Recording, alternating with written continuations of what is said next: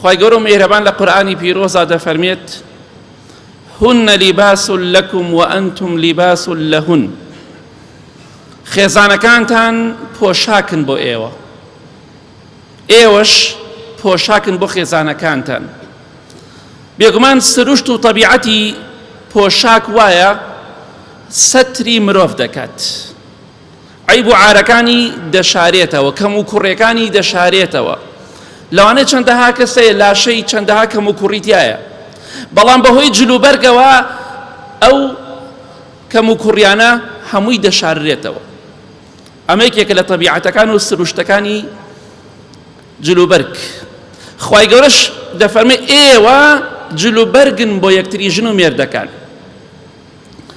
بێگومان تۆ حەز ناکەی هەندێک شتەیە خەڵک بیبینێ پێت خۆش نییە لاشت ببینرێ ئەگەر عیبیشی تیانە بێ ئینسانی شەرمن هەبێ خۆش نییە ئەگەر عیبی تیا بێ دوو جار پێت خۆش نییە بۆیە ئینسانی موسڵمانیشە بێ ئەو خاڵە ئاگادار بێت ژن و مێرد ئەبێ واجبە لەسەریان کە هەر کەسێک لەوان سەتری عیب و عارەکانی ئەو کەسە بکە کە لەگەڵیدا دەژی کە شەریکی ژیانێتی هەندێک کەسەیە هەندێک ژن و مێردەیە ئەوەی لایەن نەبێ سەترە خێزانەکەی غەڵەتیە بکات چێ لای دایک و کە سوکاری باسێکە پیاوەکەی غەڵەتیە بکات چێ لای کە سوکاری باسی دەکا خوشکی بەڕێزم کاتێک کە تۆ لای کە سوکارت ئەچی باسی پیاوەکەت دەکەی عیب و عاری پیاوەکەت بۆ کە سوکارت باس ئەەکەی کێ سوک ئەەکەی کێ ناشرین دەکەی خۆ دژمنی خۆت ناشرین ناکەی پیاوەکەی خۆت ناشرینەکەی برای بەڕێزم تۆش بە هەمان شێوە ئەبێ بزانی سەتری یەکتری بکەن عیب و عاری یەکتری بشارنەوە نەک لە مەجلیسدا بچن عیب و عاری یەکتری باسکەن و حیا یەکتری بەرن ژن و پیاوەی لەناو خەڵکی یەکتری تەریقەکەنەوە قسە ناشرین بە یەکتریەکەن عیب و عاری یەکتری باسەکەن ئەمانە نەبوونەتە پۆشاک بۆ یەکتری خوا دەفەرمێ ئێوە پۆشاکن بۆ یەکتری ئەبێ عیب و عاری یەکتری بشارنەوە برای بەڕێزم خۆ تۆ بێ هەڵە نیت خوشکی بەڕێزم تۆش بێ هەڵە نیت خەڵکی وا هەبووە خێزانەکەی لەگەڵیدا خراپەکار بووە نەشگونجاون بەیەکەوە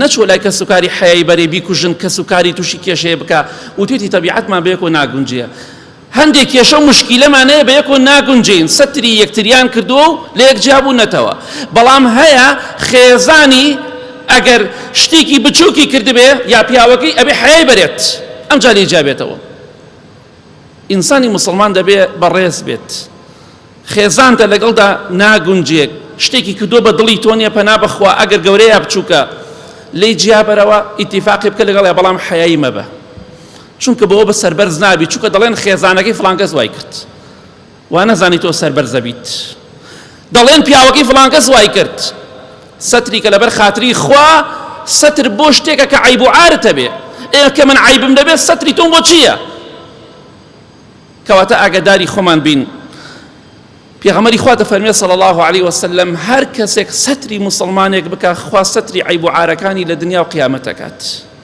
پێت خۆشە خوا عیبەکانت لە قیامەت بشارێتەوە عیبی خەڵکی داپۆشە ئەوە بێغیرەتیە لەگەڵ کەسێکا بمێنیتەوە کە زۆر خراپەکارە چاکیش نابێ بەڵام ئەوە بێغیرەتی نییە کە تۆ تەلاقی بدەیت و لەگەڵیان نەگونجێ یا لێی جیابیتەوە بەڵام حەیاشی نەبیت سەترکردن صفەتی ئینسانی موسڵمانە کە بێت سەتری خەڵکی بکات بەڵام بەداخەوە لە تۆڕە کۆمەڵایەتیەکان وای لێ هاتووە کەسێک غەڵەتێ بکە حەیای دەبن تۆ حەیای مەبە تۆ لەو کەسانە بە سەتری موسڵمان بکە تۆ یارمەتی ئەو کەسانە مەدە خەریکی خراپەکارین ئەمە طەبیعەت و سروشتی پۆشاکە دەبێتە هۆکارێک بۆ شاردنەوەی عیب و عاری یەکتری ژن و مێردیش دەبێ عیب و عاری یەکتری بشارنەوە ئەگەر نەیش گونجان و نەگەشتە نەتیجە لە یەک جیابنەوە بەڵام سەتری یەکتری بکەن خوای گەورە میهرەبان لە قورئانی پیرۆزدا دەفەرمێ ئێوە ئافرەتان جلوبەرگن بۆ پیاوەکانتان پیاوەکانیشتان بە هەمان شێوە جلوبەرگی ئێوەن پۆشاکی ئێوەن یەکێت لە تەبیعەتەکان و سروشتەکانی پۆشاک چییە پاراستنە پارێزگاریە لە سەرما دەتپارێزێ لە گەرما دەتپارێزێ لە تەپ و تۆز بۆی بەر لاشت بکەوێ دەتپارێزێ بۆیە پێویستە ژن و مێردیش هەر کەسێک لەوان هاوڕێکەی شەریکی ژیانی خۆی بپارێزێت ئاگای لێی بێت، بەڵام مەبەستمان ئەوە نییە دڵپیسی. ژن و پیاو کە مراقبەی یەکتریان کرد ژیانیان تووری قوڕاوی نایەنێ، بەڵام پاراستن لەگەڵیدا بە لەگەڵیدا بژی لە خۆشی و لە شادیە لەگەڵ یەکتریا بن. ژن و مێردە بەڕێزەکان لە کاتی خەم و خەفەتا لەگەڵ یەکتریا بن، یارمەتی دەری یەکتری بن، یەکتری بپارێزن. پیاوەکەت خەمی هەیە یارمەتی دەری بە. کاتێککە پێغەمبەری خوا صلی الله علیه وسلم لە ئەشکەوتی حەڕا گەڕایەوە کە وەحی بۆ هاتوو، جوبرەئیل سەلامی خوای لەسەر بێ گوشیە خۆیەوە زۆر ترسا، هاتەوە بۆ ماڵ فەرمووی دامپۆشن، ترسا زۆر ترسا. جوبرەئیلێک سەلامی خوای لەسەر بێ بەو گەورەی خۆی تۆ بگوشێت ئەبێت چی دێ بکات؟ بەڵام خەدیجە ڕەزا و ڕەحمەتی خوای لێبێ کە خێزانی بوو زۆر دڵیدایە و کۆمەڵی صیفەتی جوانی باس کرد، فەرمووی مەترسە، خوا قەت تۆ زەلیل ناکە، تۆ ئاوایت. دڵی پێغەمبەری خوای دەدایەوە صلی الله علیه وسلم. بۆیە لە کاتی خۆشی و ناخۆشیە، لە کاتی دڵخۆشی و خەمباریە لەگەڵ مێردی خۆتدا بە، لەگەڵ خێزانی خۆتدا بە. ئافرەتانی جاران ئەگەر پیاوەکەی بڕۆشتایە بۆ هەر شوێنێک زۆربەی دەکەوتە شوێنی لەگەڵیدا دەڕۆی، بەڵام ئێستا جاری وایە دوو کۆڵان بڕاتە وراتر خێزانەکە لەگەڵتانە. ئەمە کارەساتە، ئەمە پاراستنی یەکتری نییە. ئەگەر دەزانی ئەو شوێنە باشتر بۆ ناڕۆی لەگەڵیدا.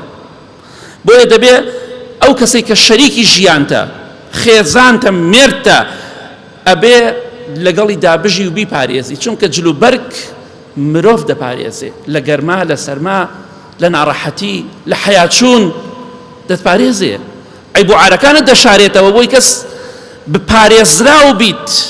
دەی تۆش خێزانی خۆت بپارێزە، مێردی خۆت بپارێزە و لە جیاتی ئەوەی کە لە ناوی بەری بیپارێزە. بۆیە بەتاخەوە دەبینین چەندەها کەس دەڵێن خێزانەکەی خۆی کوشت، چەندەها کەس مێردەکەی خۆی کوشت. لە جیاتی پاراستن دەیکوژێ، لەگەڵ خۆشەویستەکەیە پیاوەکەی خۆیان کوشت. ئەمانە نەبوونەتە پۆشاک بۆ یەکتری. پۆشاک دەتپارێزێ لە عیب و عار، لە گەرما و لە سەرما. بەڵام ژن و پیاویش ئەگەر یەکتریان نەپاراست، ئەوە نەبوونەتە پۆشاک بۆ یەکتری، ئەو ژیانیان ژیانێکە بەڕێی دەکەن و هیچ قیمەتێک و نرخێکی نییە. کەواتە دەبێ خۆمان بپارێزین و خێزانی خۆمان، مێردی خۆشمان خوشکە بەڕێزەکان، مێردەکانتان بپارێزن. ئێوەش خوای گەورە میهرەبان لە قورئانی پیرۆزا دەفەرمێ ئافرەتان ئێوە پۆشاکن بۆ مێردەکانتان، مێردەکانیش پۆشاکن بۆ ئێوە. طبیعەتی جلوبەرگ چۆنە؟ سروشتی جلوبەرگ وایە، بۆیە خوای گەورە بە جلوبەرگ دەیان شوبهێنێ. جلوبەرگ طبیعەت و سروشتی وایە کە پاکە، حەزەکەی پاک بێ، جلەکەت پۆشاکەکەت پاک بێ، حەز ناکەی بە پۆشاکی پیسەوە دەرچیت، ئیلا مەگەر کرێکاریە شتێ بکەی یا لە شوێنەکە ئیشکی پێویستکە جلی پاک نەبەی. چونکە طبیعەتی جل وایە، پۆشاک وایە پاک و خاوێن بێ. ژن و مێردیش پێویستە لەگەڵ یەکتریا پاک و خاوێن بن، پاک و خاوێن بن لەگەڵ یەکتریا، خیانەت لە یەکتری نەکەن و حەز بەسەر شۆڕی یەکتری نەکەن. ژنی وایە ئەگەر لە مەجلیسێکا یەکێ پیاوەکەی بشکێنێتەوە بست پێی گەشاکەت، پیاویش وایە بە هەمان شێوە دەڵێ بەخوا چاکە خێزانمان شکانەوە.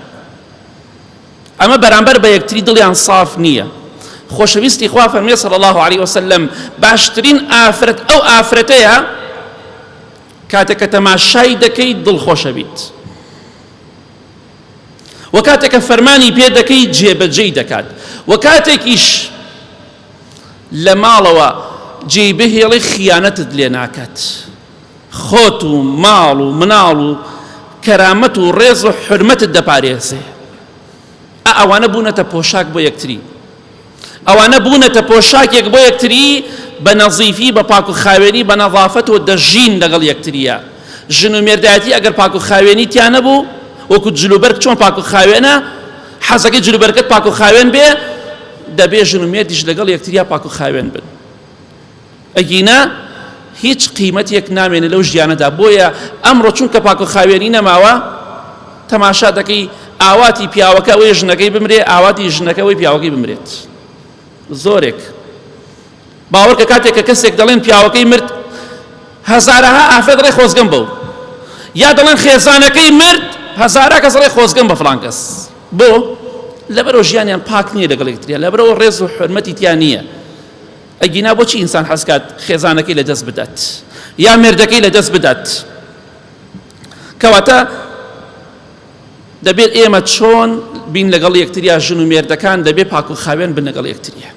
پۆشاک پاک و خاوێنە و تەبیعەت و سروشتی وایە.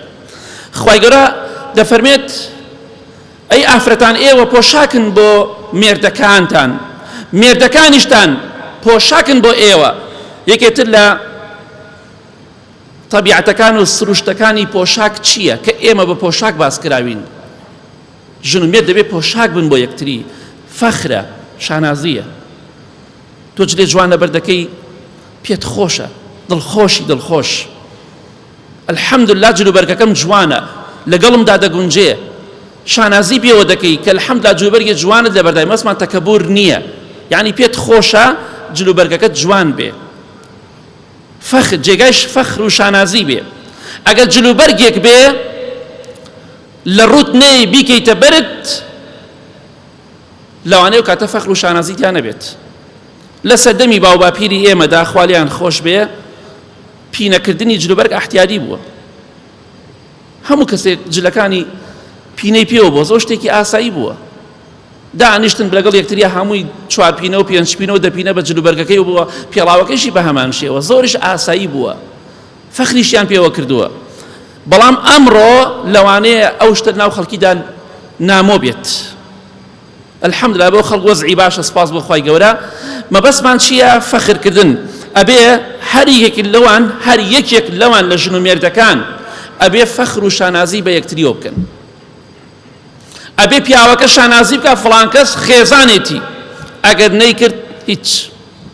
ئەگەر ئەو ئافرەتە فەخر و شانازی نەکرد بۆی کە فڵان کەس مێردێتی، ئەو ژیانە هیچ نییە.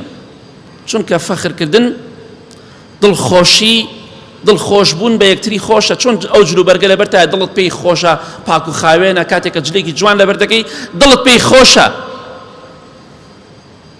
جێگەی دڵخۆشی و فەخرە، شانازیە بۆ تۆ.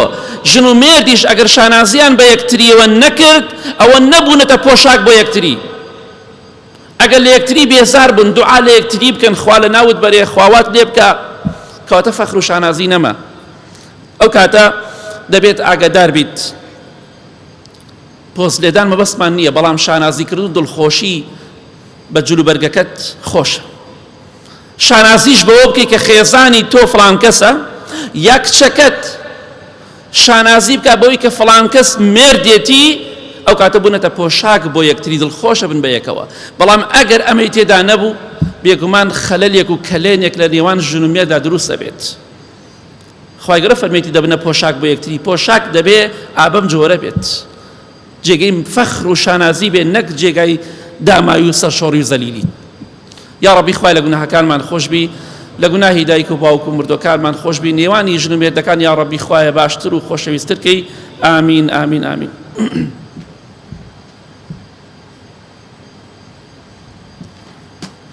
الحمد لله والصلاة والسلام على رسول الله وعلى آله وصحبه ومن والاه.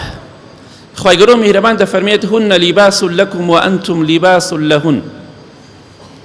خێزانەکانتان پۆشاکن بۆ ئێوە، ئێوەش پۆشاکن بۆ خێزانەکانتان.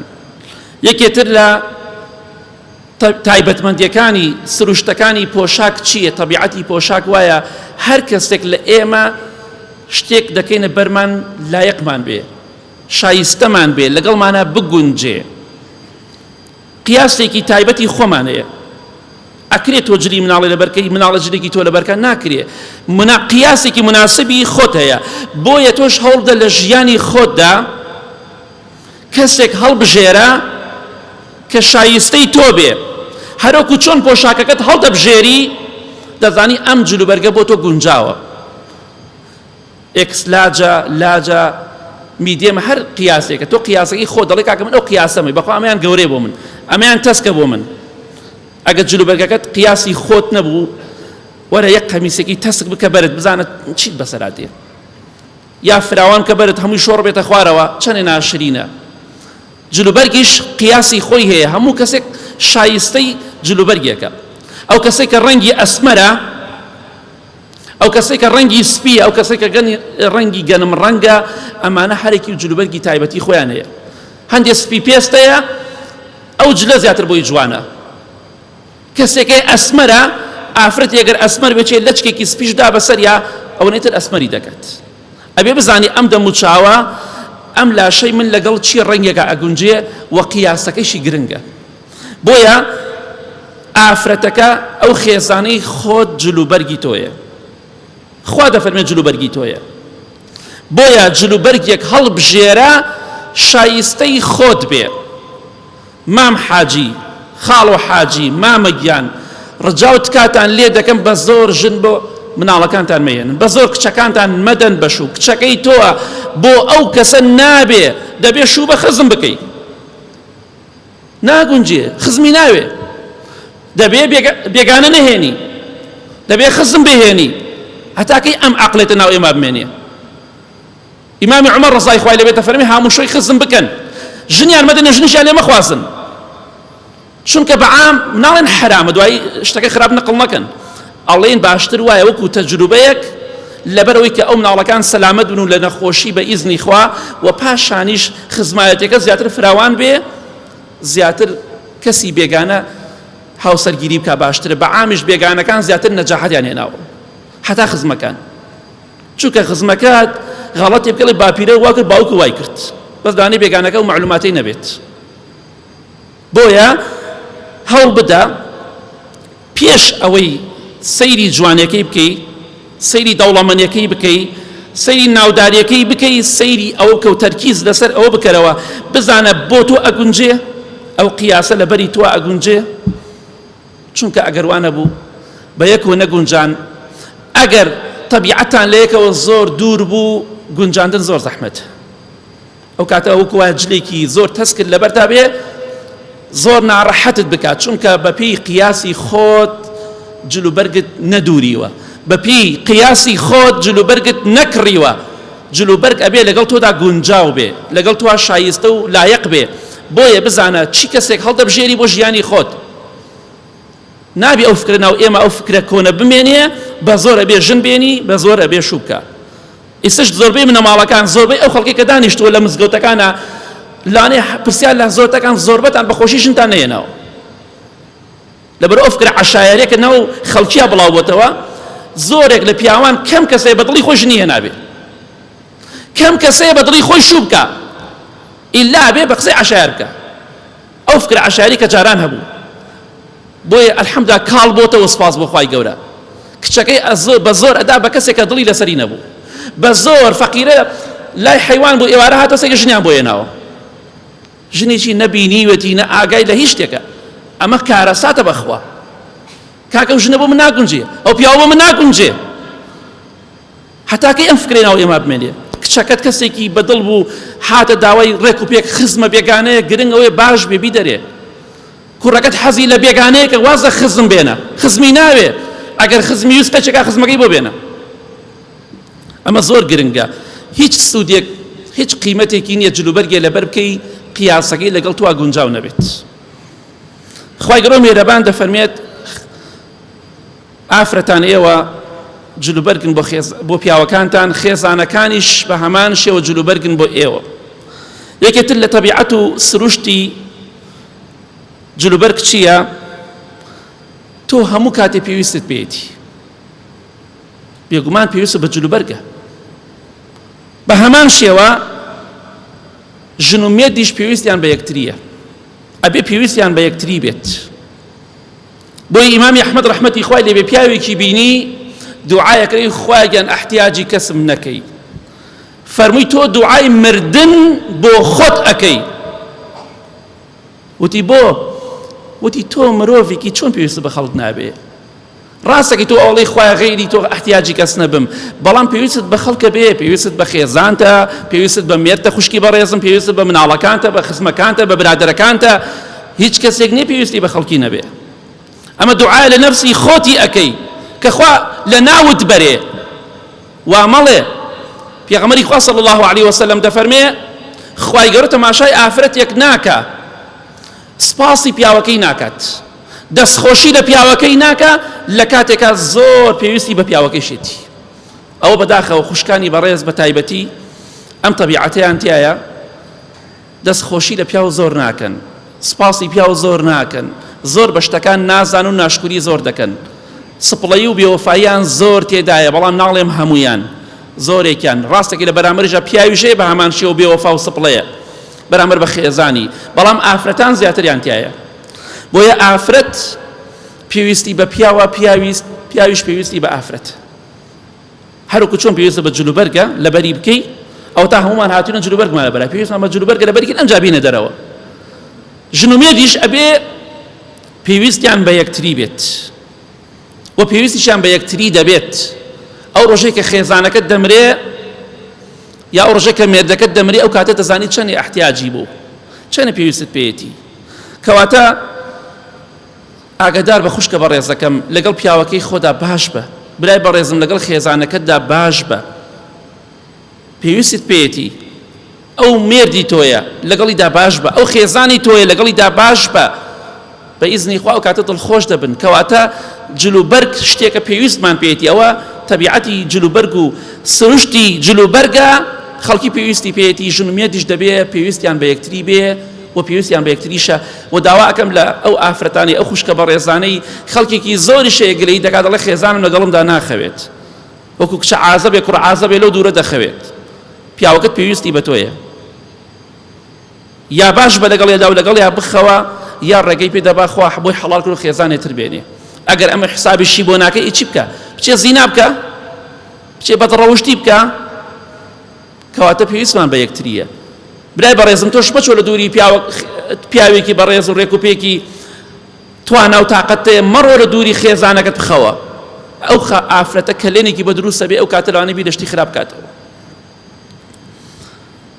خوای گەورە میهرەبان دەفەرمێ ژن و مێردەکان پۆشاکن بۆ یەکتری ژن و مێرد دەبێ پۆشاک بن بۆ یەکتری یەکێتر لە طبیعەتەکان و سروشتەکانی جلوبەرگ چییە نەرمیە نەرمی تۆ ئەگە جلێ زبر بێ بۆ نەقاتی شاڵ ناتوانی هەر بە ئەوە ئاسانی لەبەریکە چونکە زبرە زبر ناڕەحەت دەکات ئەگەر جلەکەت دڕکێکی تیا بێ مەجبوری دای بکەنی بۆی ئەو دڕکەی لێ بکەیتەوە حەت چونکە حەزەکەی نەرم بێ نەرم و نۆڵ بێ کاتێکە سەرت چاک دەکەی ئەگە دوسێ تەڵموو لە ملیوانەکەتدا بێ لە پشتەوە بێ ناچارە بێ جلوبەرگەت لابەری خۆت بشۆری لەبەر ئەوەی ناڕەحەت دەکا سروشتی جلوبەرگ وایە نەرمە ئەگە جلەکەت وەک ئاسن ئاوک پلێت بوەستێ ناتوانێ بەریکی ئەبێ نەرم بێ بۆی لەگەڵ لاشەتا بگونجێ و ئازاری لاشەت نەدا ژن و مێردیش دەبێت لەگەڵ یەکتریان نەرمونیان بن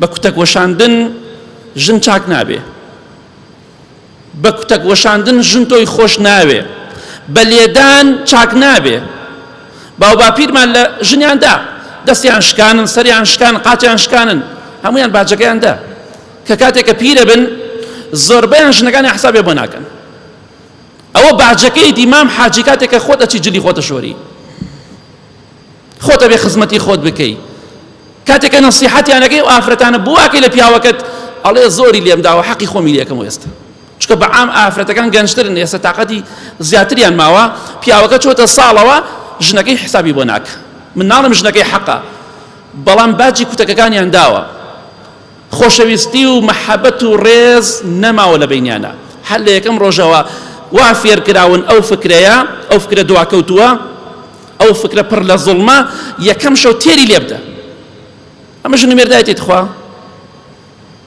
ژن و مێرد دەبێ وەکو جلوبەرگ نەرم بن بۆ یەکتری بەڕەقی بە توند و تیژی ژن و مێردایەتی ناچێتە سەر کۆتایەکەی یا خیانەتە یا تەلاقە یا خۆکوشتنە یا جیابوونەوەیە یا بێڕێزیکردنە بەرامبەر یەکتری و حساب نەکردنە بۆ یەکتری چ قیمەتێکی ژنەکە لەبەر خاتری مناڵەکان لەگەڵ تۆ دانیشتووە هیچ قیمەتێکی نییە چ قیمەتێکیە لەبەر خاتری مناڵەکان ژنەکە تەلاق نادەی ئەو ژن و مێردایەتی قیمەتی نییە بۆیە ئینشاڵڵا با ببینە پۆشاکێک بۆ یەکتری نەرمونیانی زۆر گرنگە ئەگەر شتێک لە ناو لاشت ناو پۆشاکە تا بێت کە پۆشاکەت نەرمە شتێکی ڕقی تیابێ ناڕەحەتت کە ئەبێ لای بەری زبری خراپە لە نێوان ژن و مێرددا ڕێز و حرمەت خۆشە چەندێک خۆشە ژنەکەت بە ناوێکی خۆش بانگت کە پیاوەکەش بە ناوێکی خۆش و بانگی خێزانی خۆی بکات آخر خاڵ خوای گەورە دەفەرمێت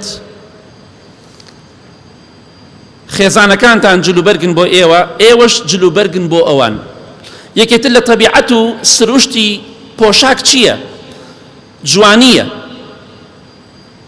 جوان دەکا ئەترازێنێتەوە جوانت ئەکا کاتێکە بینی ئافرەتێک جلێ جوان لەبەر دەکا تەماشاکەی جوانتر دەبێ پیاوێکیش بە هەمان شێوە ژن و مێردیش ئەبێ یەکتری جوانکەن ئەبێ یەکتری ناشرین نەکەن خوشکی بەڕێزم برای بەڕێزم هەموو ڕۆژە لەبەر چاو مناڵ شەڕ مەکەن ئەخر ئەو مناڵە فێری توندوتیژی دەبێ تەماشاکەی دایکی بەرامبەر باوکی ئەوەستەیە حساب بۆ باوکی ناکە قسەی پێ ئەڵێ ئەم مناڵە باوکی لاسووکە بێ کاتێک کە ئەم پیاوە قسە بە دایکی ئەو مناڵانە دەکات بە خێزانەکەی خۆی دایکیان لە بەرچاوی ئەو مناڵانە سووک و ناشرین دەبێ جوانی تیا نامێنێ هەندێک جا کێشە مشکیلە هەیە بڕۆ ژوور و دەرگاکە داخە و لەگەڵ پیاوەکەتا لەگەڵ مێردەکەی خۆتا حەلی بکە خوشکی بەڕێزم برای بەڕێزم لەگەڵ خێزانەکەتدا کێشەکانتان حەلکەن ئەگەر حەلیش نەکرا بۆتان یەکتری ناشرین مەکەن یەکتری جوانکەن بڕۆن بە بێگانەیەک جارێ بڵێن بە مامۆسایەکی ئاینی بە کەسێکی عاقڵ بڵێن تێگەشت و کێشەکەتان بۆ حەلکە ئەگەر حەل نەکرا ئەو کاتە ڕێگایتە چی خۆتان دەگەنە بیگرن بەر بەڵام دەبێ ژن و مێرد یەکتری جوان بکەن وەک باسمان کرد ئەوە جوانێتی نییە بۆ ژن و مێرد کە پێم خۆش بێ لە ناو مەجلیسێکا خێزانم بشکێتەوە خێزانم پێی خۆش بێ من بشکێمەوە ئەمە جوانێتی نییە ژن و مێرد ئەگەر یەکتریان جوان نەکرد دیفاعیان لە یەکتری نەکرد پشتیوانی یەکتریان نەکرد ژیانیان پڕە بێ لە ناخۆشی و ناڕەحەتی ئەو کاتە وەکو دوو دوژمن لە ماڵێکا کۆبنەوە چونکە ئەو حەز ناکات مێردەکەی بەڕێز بێ کاتێک خەڵکێک باسی کە بڵێ مێردەکەت چاکە پێی ناخۆشە ئەم دەڵێک خەڵ بڵێ خێزانەکەت چاکە پێی ناخۆشە کەواتە ئەم ژن و مێردە یەکتریان جوان نەکرد جلوبەرگیش ئەبێ جوانێتی تیا بێ بێگومان ئیمامی عەبدوڵڵای کوڕی عەباس ڕەزا و ڕەحمەتی خوای لێبێ دەفەرمێ من بۆ خێزانەکەی خۆم جوان دەکەم هەروەکو چۆن پێم خۆشە خێزانم خۆی بڕازێنێتەوە ئاوهاش من خۆم دەڕازێنمەوە بۆ خێزانی خۆم خوشکی بەڕێزم ئەڕۆیتە دەرەوە جلی جوان لەبەر دەکەی دەرمانی زۆر دەکەی بۆنی خۆش لە خۆت ئەدەی بەڵام شەو لەگەڵ پیاوەکەی خۆتا بۆنی سیر و پیاز لێ دێ بۆ کەواتە تۆ پیاوەکەت جوان نەکرد بۆ پیاوەکەت خۆت جوان نەکرد جلوبەرگ جوانت ئەکا ژن و مێردیشە بە یەکتری جوانکەن بۆی ئەم خاڵانە زۆر گرنگە خاڵی تریش هەیە بەڵام ئەگەر ئێمە بەم شێوەی لەگەڵ ژن و مێردایەتی بەم شێوە ژیاین ئینشەڵڵا دڵخۆش دەبین ئەگەر نا دڵنیا بە ژن و مێردایەتی ئەگەر شەڕ و ئاژاو و بێڕێزی بێ حتا زوو کۆتایی بێ درەنگە هیچ قیمەتێکی نییە بەڵام مناڵ زۆربەی خەڵکی بەستۆتەوە زۆربەی خەڵکی مناڵ بەستێتەوە چونکە پێغەمبەری خوا فەرموویە صلی الله علیه وسلم مناڵ ئینسان ترسنۆکەکە غیرەت لە ئینسان دەسێنێتەوە مناڵ واتەیەکە بەڵام ئەگەر هەڵدین مادەم بڕیارم داوە لەگەڵ فڵان کەسا بژیم با ڕێزی لێ بگرم با بمە قەڵایەک بۆی لە خراپەکاری بە دووری کەم لە خەم و خەفەت بە دووری کەم ڕێزی لێ بگرم بە شتێک کۆتایی بە وتارەکە دەهێنم یەکێک لەو کەسانی کە پێڵن کەسێکی بەناوبانگ بوو عومەر موختار ڕەحمەتی خوای لێ بێ ناویمان بیستەوە کاتێک کە خێزانەکەی مرد زۆر گریا بۆی وتیان باشە بۆ گریت زۆر بە کوڵ بۆی گری زۆر بەداخی بۆی ئاوای بۆ نەکرد بەڵکو گریا بۆی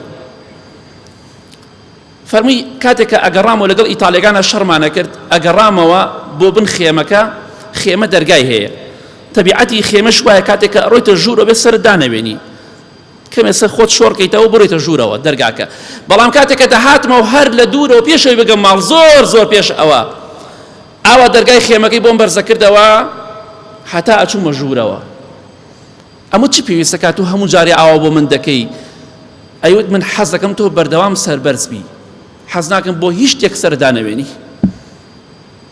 حتا بۆ دەرگای خێمەکەیش حەز ناکەم سرد نەویکەی حەز دەکەم تۆ مێردی منی بەردەوام سەربەرز بی ئەوە ئەگەر ژنمێرد ئاوا بێ چەندێک خۆش هەر چەندێک کەمە بەخوای گەورە لە کۆتاییدا دەڵێم ژن ئەگەر بیەوێ خێزان بیەوێ پیا و کۆنتڕۆڵەکە وەڵڵای خوشکە بەڕێزەکان ئەگەر بتانەوێ ئەتوانن پیا و وا لێ بکەن ئاوا بە پەنجەی خۆتان بیسڕێنەوە پیا و زۆر زۆر زوو قەنەعەتەکە زوو ئەخەڵەتێ زوو قەنەعەت بە شتەکانەکە بۆیە خوشکە بەڕێزەکان ئەبێ هونەرتان هەبێ فەنتان هەبێ ئەتوانن پیاوەکانی خۆتان کۆنتڕۆڵکەن بە جۆرێ پیاوەکانتان زیاتر ڕێزتان لێ بگرن زیاتر خۆشەویستیتان بۆ دەربڕن و زیاتر بە قسەشتان بکەن بە ئیزنی خوای گەورە ئەگەر واش نەکەن پیاوەکانتان بیر لە شتی تر دەکەنەوە.